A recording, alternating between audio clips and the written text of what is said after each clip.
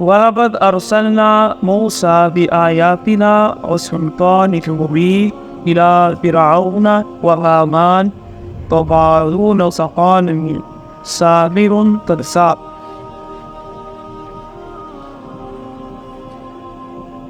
اور ہم نے موسیٰ علیہ السلام کو اپنی آیات کے ساتھ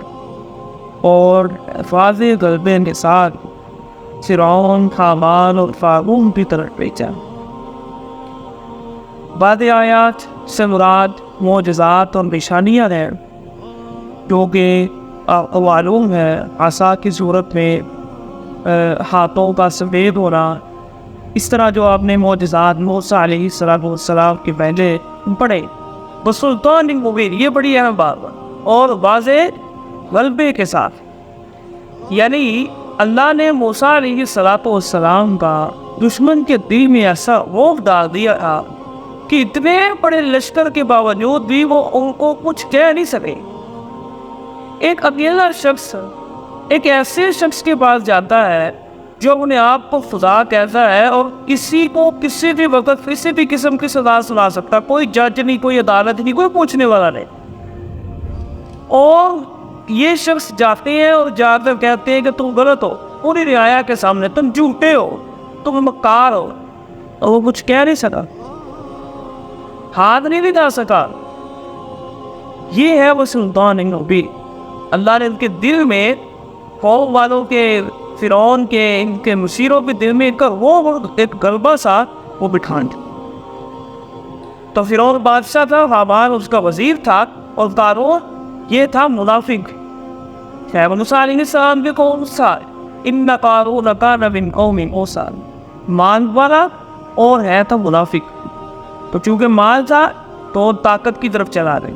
فرعون کے ساتھ جا کر مل گیا۔ فقالوا ساحر کذاب، انہوں نے کہا یہ واضح جادو ہے، یہ ایک آخری حربہ اور طریقہ بچتا ہے کسی بھی سچی بات کو جھوٹا کہنے کا کہ یہ جادو ہے، کیونکہ جادو کی حقیقت لوگ جانتے نہیں ہیں، اور اس کے بارے میں یہی کہہ دیا جاتا ہے کہ وہ عقل میں آنے والی باتیں نہیں ہوتی، اس لیے یہ آپ کی عقل اور سمجھ سے اوپر باتیں ہیں، یہ جادو۔ تو یہ کہہ کر جان چھڑا لی۔ ہر ایک نبی کی قوم اور اس کے سرداروں نے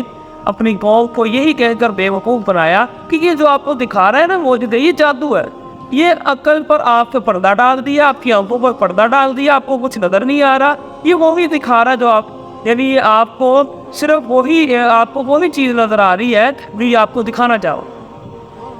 فَلَمَّا جَاءَهُم بِالْحَقِّ مِنْ عِنْدِنَا قَالُوا اقْتُلُوا أَبْنَاءَ الَّذِينَ آمَنُوا مَعَهُ وَاسْتَحْيُوا نِسَاءَهُم۔ آپ نے پڑھا تھا کہ جب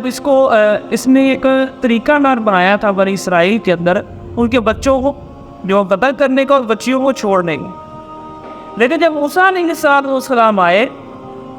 اور جو لوگ ان کے اوپر ایمان لے کر آئے، تو پھر اس نے یہ ایک نیا طریقہ نکالا کہ اب جو ایمان لے کر آئے ہیں نا، ان کے بچوں کو مارا جائے گا، ان کی بچیوں کو چھوڑا جاؤ۔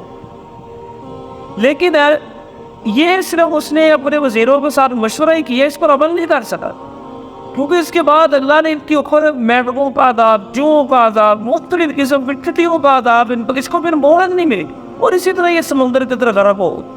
دوبارہ یہ پروگرام انہوں نے بنایا تھا کہ فلما جاءهم بالحق من عندنا، کہ جو آیا ان کے پاس حق لے کر، قالوا اقتلوا ابناء الذين آمنوا معه، ان کے بیٹوں کو قتل کر دیں جو ایمان لے کر آئے ہیں، واستحيوا نساءهم، اور ان کی بیویوں کو، اور بیویاں یعنی ان کی بچیوں کو وہ زندہ چھوڑ دیں۔ وما كيد الكافرين الا في ضلال، اور جو کافروں کی چال ہوتی ہے وہ سوائے گمراہی کے، گمراہی سے مراد ہے جس کا حاصل نتیجہ کچھ نہیں ہوتا، ٹھیک ہے، اس کے علاوہ تو کچھ نہیں ہوتا۔